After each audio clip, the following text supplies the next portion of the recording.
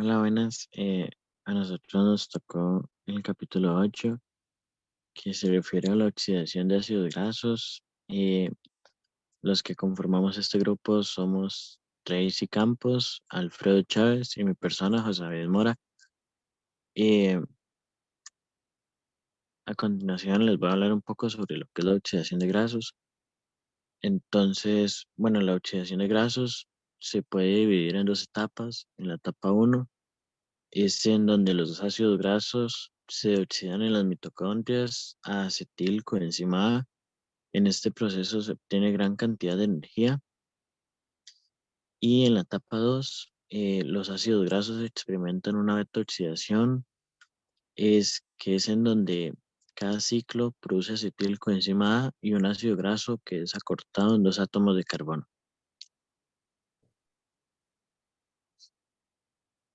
Ahora bien, un poco sobre la activación de los ácidos grasos. Bueno, en este proceso se combina un ácido graso con la coenzima A para producir un dióster derivado del ácido graso y de la coenzima A. Eh, la energía para esta activación se obtiene de la hidrólisis del ATP que forma AMP, que significa adenosina monofosfato y dos fosfatos inorgánicos. Esta energía es equivalente a la liberada en la hidrólisis de 2 ATP a 2 a 2 ADP, perdón. Ahora bien, un poco sobre las reacciones del ciclo B de oxidación. Tenemos como reacción número uno, oxidación deshidrogenación, perdón. En la primera reacción, la coenzima FAD elimina átomos de hidrógeno del carbono A y B del ácido graso activado. Esto para formar un doble enlace carbono trans y FADH. En la reacción 2 se da la hidratación, en donde se produce la adición de una molécula de agua al doble enlace trans, de manera que se introduce un grupo hidroxilo OH- en el carbono beta. En la reacción 3, perdón, deshidrogenación. Los hidrógenos eliminados sirven para reducir la coenzima NAD más a NADH más H más. En reacción 4, acá se elimina, bueno, se da la eliminación de acetilcoenzima A. En esta etapa final, el enlace carbono-carbono se rompe para formar una molécula de acetilcoenzima A y un acetilcoenzima A graso, con dos carbonos menos que al inicio. Eh, Ahora bien, a continuación, eh, vamos a poner en reproducción un video en donde nos van a dar la explicación de cómo tienen lugar los ácidos, la oxidación de los ácidos grasos y el rendimiento energético generado. Aprende en casa. Muy buenas. En este vídeo revisaremos el catabolismo lipídico centrándonos en la betaoxidación de ácidos grasos. Los glúcidos no son las únicas biomoléculas orgánicas que pueden ser utilizadas como fuente de energía. Cuando estos se acaban, los organismos recurren a sus reservas energéticas de triacilglicéridos. Para obtener energía, los triacilglicéridos primero son hidrolizados por acción de las lipasas, que liberan ácidos grasos y glicerol, también llamado glicerina, tanto si proceden de las reservas como si vienen de la dieta.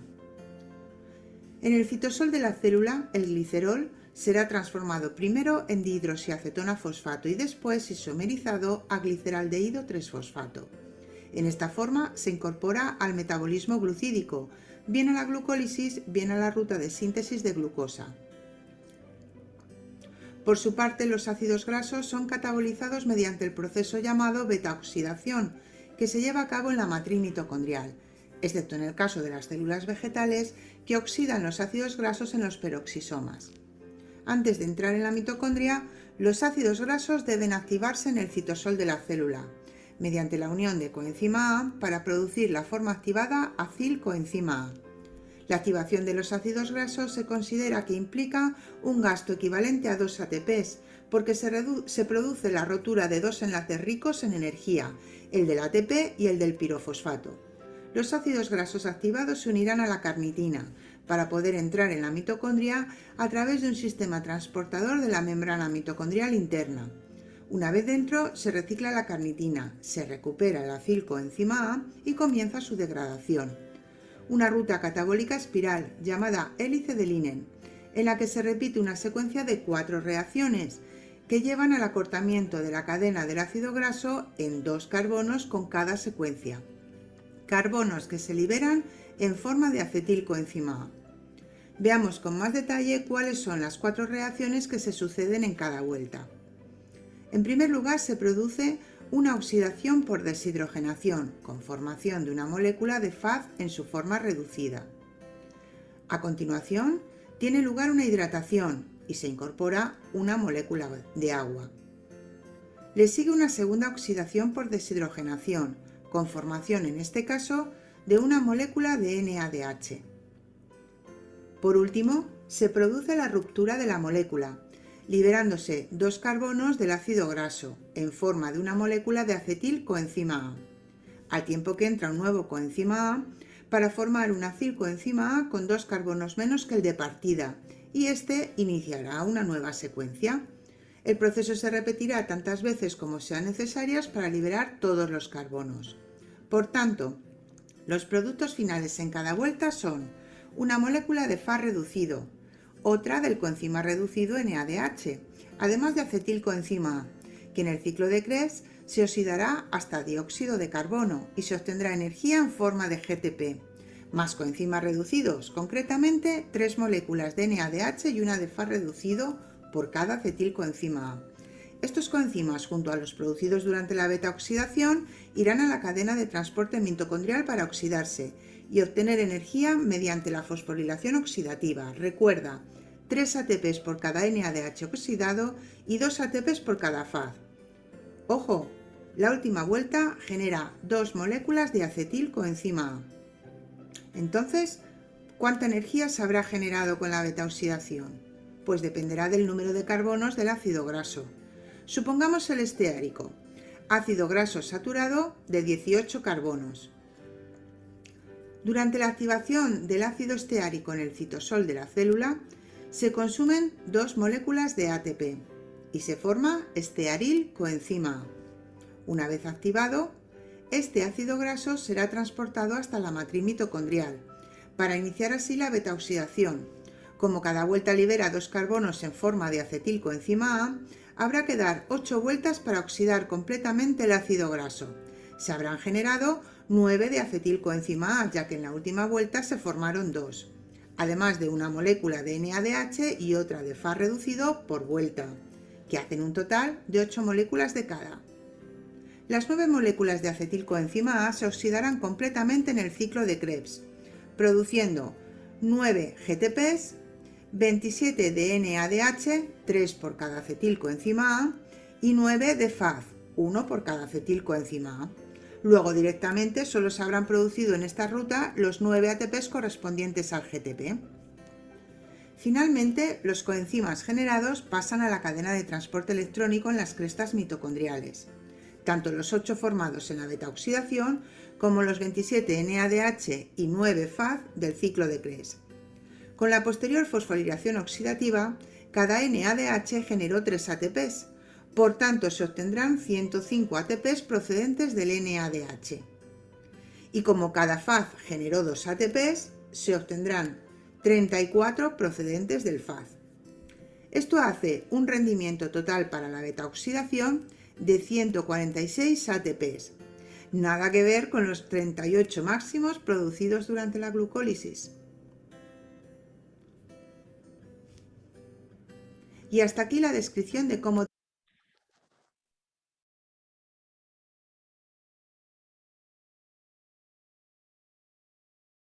Bueno, ahora vamos a hablar de lo que es la longitud de la cadena de los ácidos grasos y las repeticiones del ciclo.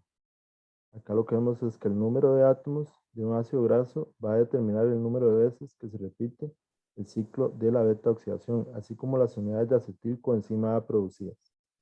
Acá vemos en la tabla lo que es el ácido merístico, que cuenta con 14 carbonos, ¿verdad? Eso lo vamos a dividir entre 2 para obtener la cantidad de acetilcoenzima A, como vemos ahí, son 7. Y lo que son los ciclos de oxidación va a ser uno menos que la acetilcoenzima A, en este caso serían 6. Abajo vemos lo que es la reacción global de la oxidación del meristilcoenzima A. En esta parte vamos a ver lo que es las ATP obtenidos en la oxidación de ácidos grasos. Como ejemplo, la activación de ácido merístico requiere de un equivalente energético de 2 moléculas de ATP, por lo cual se puede calcular la producción de ATP en la degradación de ácido merístico. Aquí, como vemos en las tablas, ¿verdad? Por cada NADH obtenemos 3 ATP, por cada FADH2 obtenemos 2 ATP y por cada coenzima A obtenemos 12 ATP. En el cuadro siguiente vemos ahí lo que está en la activación, ¿verdad? La producción de ATP a partir de ácido merístico, para poderlo activar, necesitamos utilizar 2 ATP. Esos hay que restarlos, ¿verdad? Y con respecto a las 7 acetil coenzima A, los vamos a multiplicar por 12, como decía la tabla, y vamos a obtener 84, ¿verdad? Y los ciclos de beta oxidación, vamos a tener que es 6 FADH por 2, entonces obtenemos 12, y 6 NADH por 3, obtenemos 18. En total, vamos a obtener 112 ATP.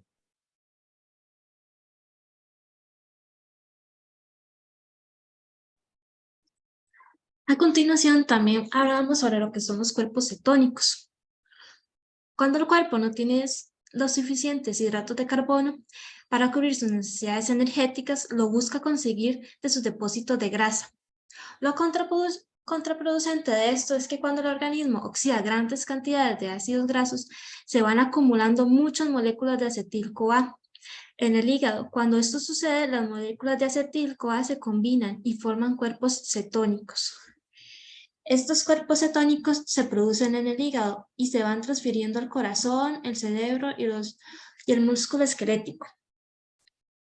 Donde las moléculas en pequeñas cantidades de energía pueden convertirse en el acetoacetato o el beta-piroxibutirato en un nuevo acetil-CoA.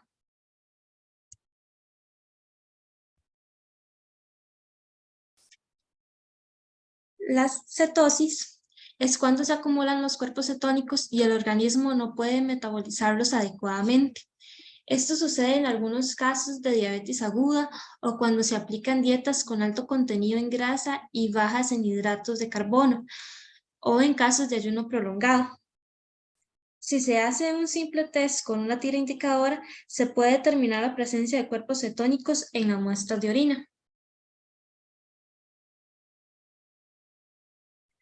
Dos de estos cuerpos cetónicos son ácidos, lo que produce una disminución del pH por debajo de 7.4, conocido como acitosis. Este descenso del pH en la sangre provoca que disminuya la capacidad de transportar el oxígeno, causando problemas respiratorios. Por ejemplo, mientras que el pH de la sangre suele estar en un entorno de 7.4, el pH de la orina varía entre 5.5 y 7.0, por lo que es mucho más ácida. Los valores de pH mayores o iguales a 7 pueden indicar la presencia de bacterias que alcalinizan la orina. Los valores menores a 5.5 pueden indicar acitosis en la sangre o enfermedades en los túbulos renales. Los valores más comunes del pH alrededor de 5.5 y 6 no son los más comunes.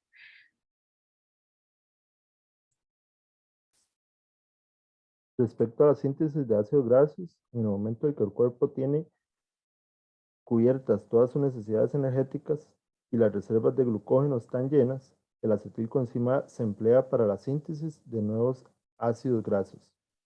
Algunas de las reacciones de este proceso son las inversas a las que se producen en la oxidación de ácidos grasos.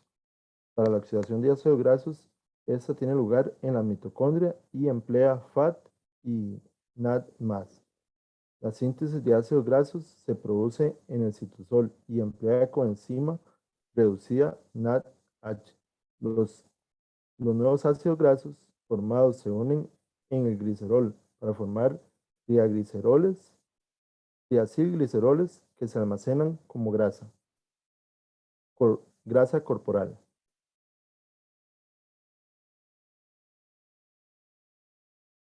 Les agradecemos la atención prestada.